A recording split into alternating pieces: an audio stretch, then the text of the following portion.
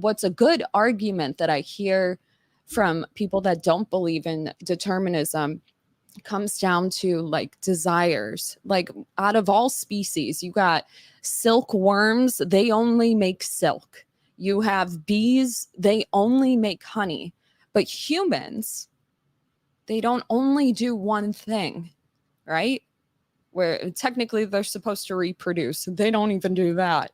You know what I mean? It's like, what about it is different? And I feel like it is the evolution of consciousness.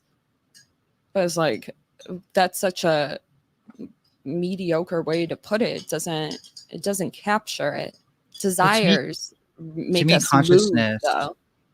Sure, yeah, Mm-hmm. that makes sense. I think you can think of consciousness almost as like the other world that we don't really live in, but we imagine ourselves living in.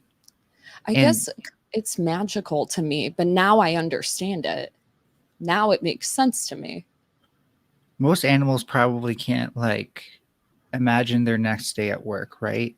And like immediately Mm. like construct that their workspace environment in their head, think and plan their day, imagine scenarios that haven't happened yet and stuff like that.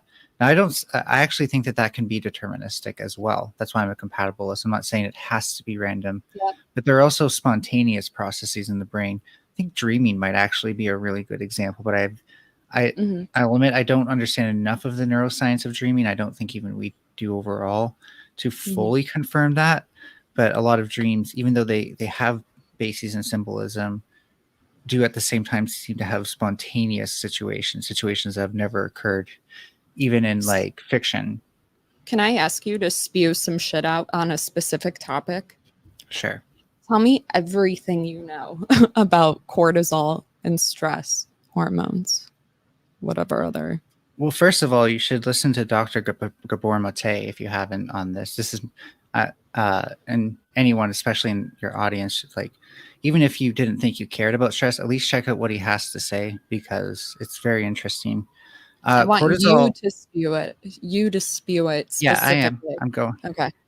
And it's going to be some shit. So, cortisol is a chemical that is released under stress conditions. This can happen at the cellular level all the way up to like a psychological level where we're responding to like entire situations. There's both acute cortisol release and chronic cortisol release, and this corresponds to like acutely stressful situations and chronically stressful situations. It, of course, has links to PTSD and anything else you can relate to stress, but more on like the comorbidity side, things like heart disease, sleeping issues, metabolism issues, a whole bunch of things really like affect us because when you're high on cortisol, your brain is essentially in a passive fight or flight mode where it's not like maybe an active fight or flight, but it's like I'm going to be in fight or flight in the next 10 minutes or so. So I've got to be ready for fight or flight. So what are we doing? We're metabolizing energy fast. So that way we're always ready to get up and run. We're not thinking about long-term planning. In fact, many processes in the brain are inhibited chemically because of cortisol. Our heart rate is generally higher. We're not storing as much fat. We're craving more sugar and stuff like that. We might be more reactive, more emotional, so irritable for some people, or depressive and suicidal for others. And the difference between acute and chronic is that people who are chronic can't have a much harder time like telling themselves, okay, the situation isn't fine, and then like their cortisol levels actually go down in response to that. You need to actually put them in a relaxed environment for a long period of time before they can really relax. Talk to me about brain matter. Brain matter. We Yeah. have the white matter and the gray matter. Talk to me about the brain. Honestly, like I did try to learn about neuroanatomy and it's really hard. Mm-hmm. So there's all types of neurons, right?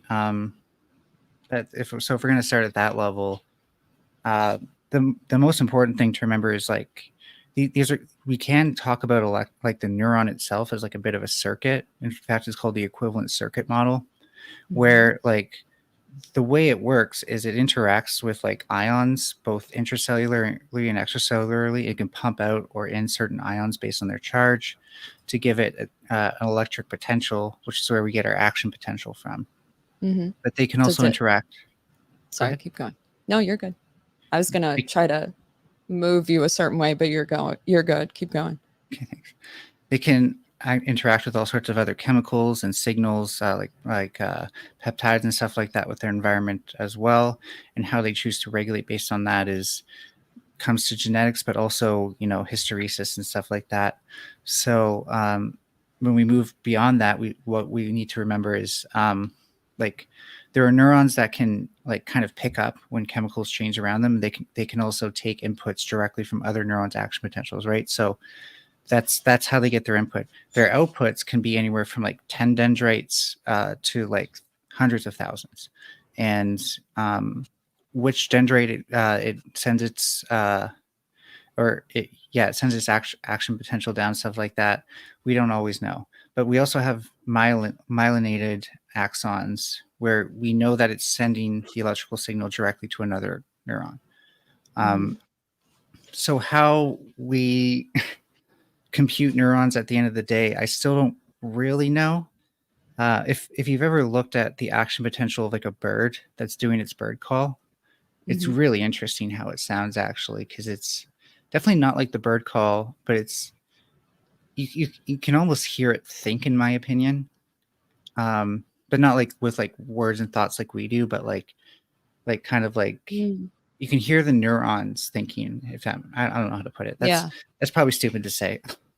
I see it Uh, light up. I see what you're saying yeah, in my brain. on a total systems level, like if we look at like the brainstem versus the prefrontal cortex, we see that some neurons are much more regulated by like extracellular hormones and stuff like that. Are you Whereas like in sure that's the only thing? no, there's all sorts of things. What I'm getting at is like in the prefrontal cortex, a lot of them would be dominated by like their feedback connections to other parts of the brain. So the Um, fact that, hold on, I'm cutting you off. The fact that we cannot tell that it's 100% hormones, we can't tell if it's 100% XYZ. That's what I'm talking about when I'm talking about randomness. okay. Until we can go in the brain and say, this is why somebody pulled the trigger, I don't think it could ever be not deterministic, if that makes sense. I think that's an argument against determinism too, because you'll never be able to prove determinism until you can do that. But but the action potential, the behavior still occurred. Right. But would it occur with the same set of action potentials the next time? That's what we're not sure about, right? I don't know. And I I'm don't saying look at if you were brains. if you're going to prove determinism, you would still Mhm. have to be able to like have not just like a causal link, but a causal link that you could predict every time. Because otherwise, if the causal link changes every time, then we're kind of again being like, well, what actually causes someone to pull a trigger? Thank you. That's why I think we need fucking criminal justice reform. And you're like, wait, no, that's not what I mean. Because do you understand what I'm saying? Kind of, but at the Because same time, we kind of do know that stuff. We can tell that uh, behavior escalates, and that it's not if they're going to commit a crime; it's just a matter of when. but you Think can of like agree that like we're almost never observing inside of someone's neuron, right? I say it all the time. So what if Schrodinger's cat is plausibly happening inside of a neuron, like the superposition thing? That's what I said earlier. Not But then that, that would be against determinism, because then but it's not. are you sure you understand? Because like in determinism, This bitch. Yeah. the state of it would be predetermined. It would have to be, otherwise you wouldn't know what the output was going to be, and the output wouldn't be linked to the input anymore. It would Okay, just be but random. going back to the person, can you go in their brain and point that out?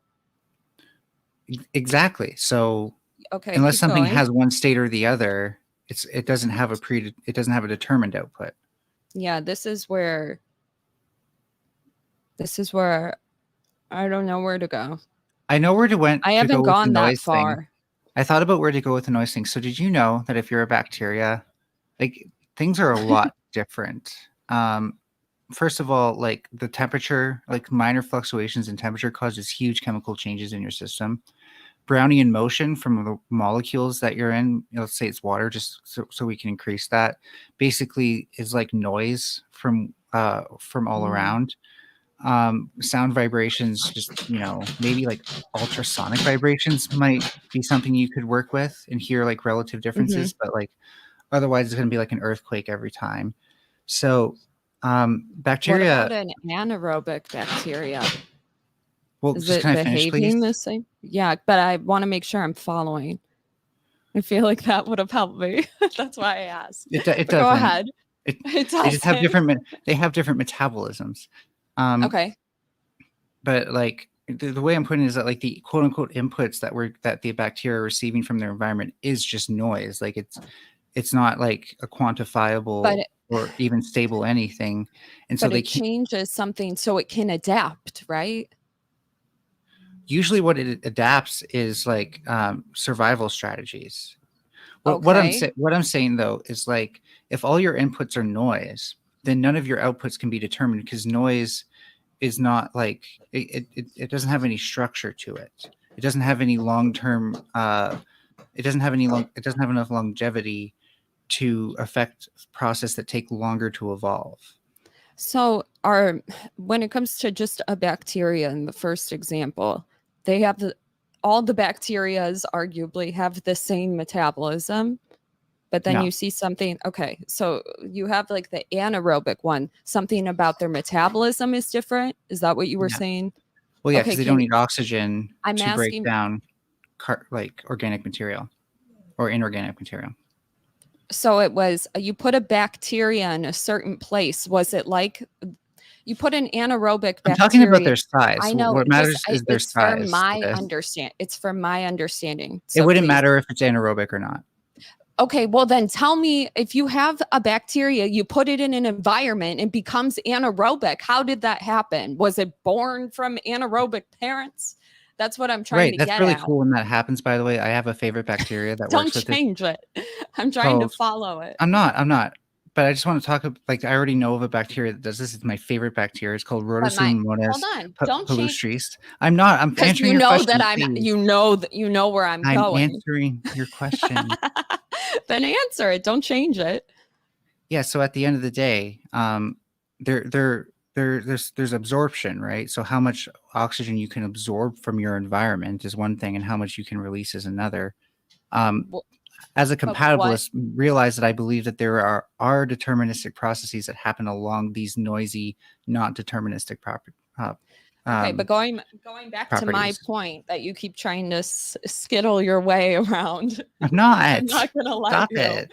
Okay, you put a bacteria in a certain area. Maybe you drop feta cheese in your car under the console. So like inside it, you'd have to take the car apart, or at least the center console, It like the doesn't really plastic. change what I'm talking about in any of Can these you scenarios. I've been very respectful. Sorry, I'm sorry. I'm not trying to move you a certain way. I need to understand if we're on the same page. And if we're not, then you're going to have to do it all over again. But when it comes to bacteria, you can have the same bacteria on a piece of cheese that falls down in like outside. And then you have the cheese, the bacteria on it where it falls into my car, and it cannot loci, stop it, it cannot get sunlight. Something about the sunlight affects the way So that it yeah, multiplies. yeah, so those are ones that are either killed by UV or would just switch metabolically to being So able you're to telling me that get the energy sun from the can sun. so the sun, the environment can change the bacteria, correct? Yeah, and the sun would be like there's two conditions that definitely wouldn't like my noise scenario wouldn't apply, and that is for like photosynthesis, but also not just photosynthesis, but photochemical or I can't think of the names right now, but there's two types of photo reactions that they do. Mhm. But also for like at 0 degrees Fluorescent. Kelvin, where Mhm. temperature doesn't affect like the kinetics of things anymore, I'd agree with you because when we go back to But the we oxygen was actually a really da, good da, da, clean da, state example. da, da, da, da, da. but you can't just say that like you don't want to do it with the sun. Like that's people. What I'm trying to say is what I'm trying to bring No, it back I'm saying you're right.